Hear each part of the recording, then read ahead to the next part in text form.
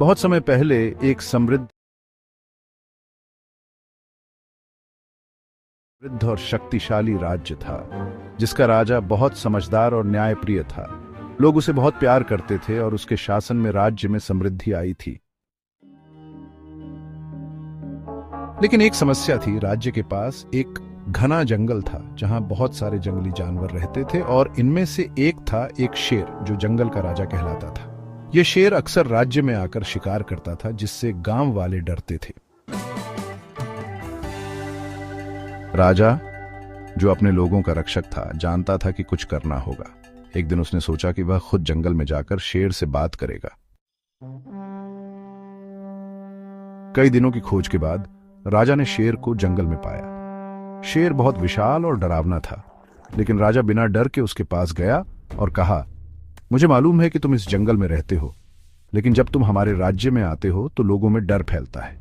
क्या हम दोनों शांति से रह सकते हैं? शेर ने राजा की बात सुनी और हैरान होकर उत्तर दिया, मैं सिर्फ शिकार करके अपना पेट भरता हूं। मेरा इरादा तुम्हारे लोगों को नुकसान पहुंचाने का नहीं है, लेकिन अगर तुम मुझे जीवन दोगे तो मैं ये वादा करता हूं कि मैं कभी भी तुम्हारे राज्य में आकर किसी को नुकसान नहीं पहुंचाऊंगा।